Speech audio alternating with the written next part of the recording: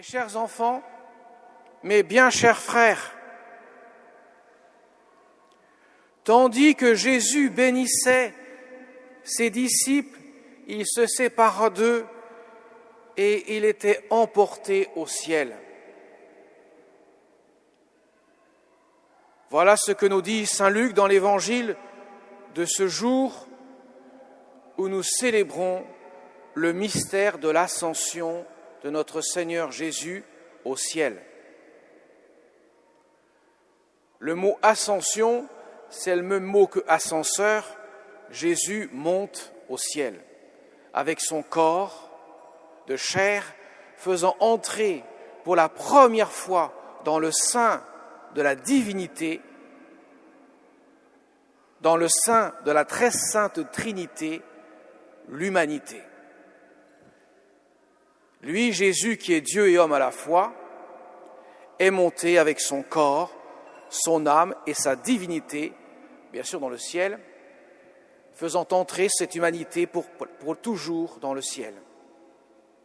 Après avoir passé 40 jours auprès de ses disciples, donc Jésus les quitte visuellement, corporellement, pour entrer dans le ciel afin que 10 jours plus tard, le jour de la Pentecôte, il puisse envoyer le Saint-Esprit et ainsi revenir spirituellement en eux. Il les quitte pour revenir. Il les quitte physiquement, car il était devant ses disciples pour revenir au cœur, dans le cœur de ses disciples, par l'action de l'Esprit Saint. Sa mission sur terre est donc terminée. Maintenant va commencer, dans 10 jours, le jour de la Pentecôte, la mission de l'Esprit Saint, qui viendra appliquer les mérites de la passion du Christ, de Jésus, dans chacun des cœurs, pour que nous puissions être sauvés. Cependant, Jésus ne nous a pas laissés orphelins de lui-même. Avant de quitter cette terre, avant même de mourir sur la croix, il a partagé le dernier repas avec ses disciples, au cours duquel il a institué le mystère de l'Eucharistie, le corps et le sang. Son corps et son sang qu'il offre en sacrifice, lui qui a livré son corps sur la croix et qui a versé son sang sur la croix. Et voilà qu'il a pris du pain et du vin pendant le repas pascal, le repas de fête de la Pâque juive qui avait lieu le samedi saint, cette année-là. Et voilà qu'il a transformé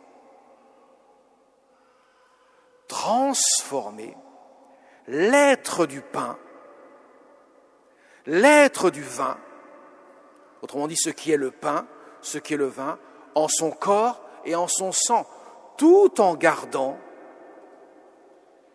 intact l'apparence, le goût, l'odorat,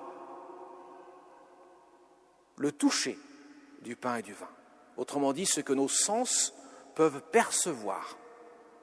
Ce qui veut dire que cette réalité qui a changé n'est absolument pas reconnaissable, aussi bien par notre corps, nos yeux, notre palais, notre nez, le toucher de notre palais, que même par la science. La science aura beau analyser l'hostie consacrée, elle ne verra aucun changement par rapport à une autre hostie qui n'est pas consacrée. C'est pour cela que quelques instants après la consécration, le prêtre dit « Il est grand le mystère de la foi, proclamons le mystère de la foi ». Car c'est un mystère qui demande la foi. Et la foi, c'est croire quelque chose que je ne peux pas voir. Vous les enfants, dans quelques instants, quand vous allez recevoir pour la première fois Jésus dans votre cœur, vous n'allez pas voir Jésus. Même le toucher de l'hostie vous paraîtra être quelque chose de l'ordre de la nature, du pain.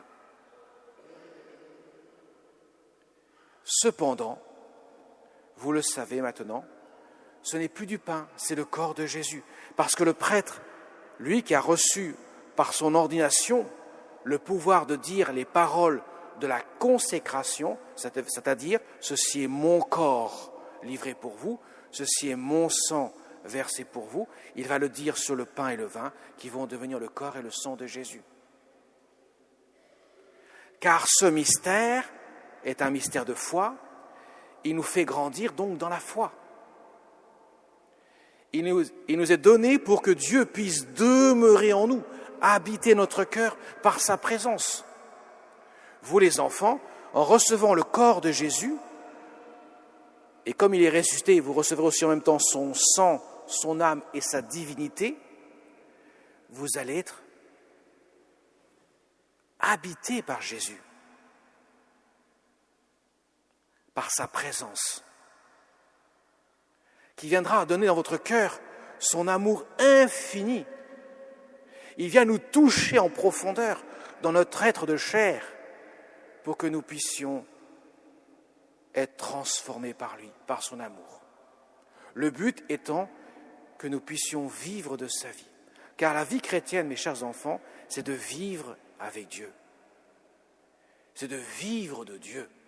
C'est de laisser vivre Dieu dans mon cœur pour qu'il puisse ainsi me conduire au ciel. Car il n'y a que Dieu et Dieu seul qui peut me conduire au ciel.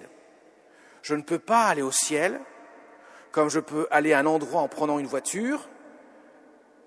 Le seul moyen pour aller au ciel, c'est la foi. C'est-à-dire accueillir Dieu dans mon cœur, que je ne peux pas voir, que je ne peux pas sentir de mon nez de chair, que je ne peux pas toucher avec ma main. Dieu est pur esprit invisible. Même s'il s'est fait homme en Jésus, il nous laisse dans le mystère de sa présence spirituelle et dans l'Eucharistie, sa présence réelle. Et pour prendre un mot qui correspond parfaitement à ce que ça veut dire, substantiel, ça veut dire ce qui est. C'est Jésus lui-même. Mais comme Jésus ne veut pas être pris pour un homme aussi puissant soit-il et qu'il ne serait qu'un homme, il ne veut pas apparaître de chair devant nous. Ça ne suffirait pas. Il dit aux disciples, je ne peux pas rester avec vous parce que je ne peux pas vous envoyer le Saint-Esprit si je ne pars pas. Je dois partir pour vous envoyer l'Esprit Saint pour que je puisse être dans votre cœur, car il ne me satisfait pas d'être devant vous. Je veux être en vous, pour que vous puissiez être en moi et que nous puissions être au ciel ensemble. Voilà pourquoi Jésus disparaît à nos yeux. Voilà pourquoi il nous laisse son corps et son sang voilés par l'apparence du pain et du vin. Parce que seule la foi, qui est de croire ce que Dieu m'a révélé, que c'est vraiment vrai, aussi vrai que le soleil brille dans le ciel, me permet d'accueillir Dieu. C'est comme l'amour, mes chers enfants. Vous ne pouvez pas dire à quelqu'un « Prouve-moi que tu m'aimes et je croirai que tu m'aimes ». L'amour, par définition, est un acte de confiance. Alors bien sûr, je peux montrer mon amour par des gestes, par des paroles. Mais l'amour dépasse les gestes et les paroles. L'amour est beaucoup plus grand que les gestes et les paroles. Vous en conviendrez tous. Ce qui veut dire que ça passe nécessairement par la confiance. Je ne peux pas établir un lien d'amour avec quelqu'un si je n'ai pas confiance en lui. Je ne peux pas dire à Dieu, je veux bien croire en toi à condition que tu m'apparaisses devant moi là. Et encore faudrait-il que mes yeux voient vraiment ce qu'ils voient, ce qui n'est pas sûr. Parce que ce que je vois n'est pas forcément vrai. La vérité dépasse ce que je peux voir. Vous voyez, on est trop habitué dans notre société, peut-être de moins en moins maintenant avec les technologies qui peuvent faire des fake news. Cependant, on est trop habitué à penser que ce qui est réel, c'est ce que je vois, ce que je peux palper. Mais non, la réalité des choses dépasse même ce que je peux en voir. Donc Dieu s'adresse à nous, mes chers enfants. Il va venir dans votre petit cœur, dans notre petit cœur à tous, pour habiter par sa présence. Même si je ne communie pas, pour certains qui ne peuvent pas communier, pas encore fait leur première communion ou pour diverses raisons, je peux l'accueillir dans mon cœur spirituellement. Mais vous, les enfants qui allez le recevoir pour la première fois, vous allez expérimenter cet amour qui vient jusqu'à vous. Habitez votre cœur par la présence de Dieu. Et nous prendrons le temps, mes chers enfants, de remercier le Seigneur, de rendre grâce à Dieu pour cela. Et puis, à la fin de la messe, nous nous tournerons vers la Vierge Marie, qui est notre maman du ciel. C'est elle qui a reçu la mission de nous conduire à Jésus. D'ailleurs, c'est elle qui a reçu la grâce de dire oui à Dieu pour que Jésus vienne dans notre cœur. En quelque sorte, parce qu'il s'est fait homme avant, le jour de l'Annonciation. Si Marie n'avait pas dit oui le jour de l'Annonciation, il n'y aurait pas de Jésus. Donc, Jésus lui demande la même mission maintenant, de permettre à notre cœur d'être sensible à la présence de Dieu, que notre cœur puisse ainsi accueillir Dieu pour se laisser transformer par lui. Alors nous la prierons, nous la chanterons à la fin de la messe pour lui demander que nous puissions grandir toujours dans l'amour de Dieu, qu'elle fasse fructifier dans votre cœur, mes chers enfants, l'amour que Jésus aura déposé en ce jour en vous.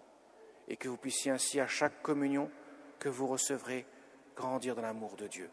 Amen.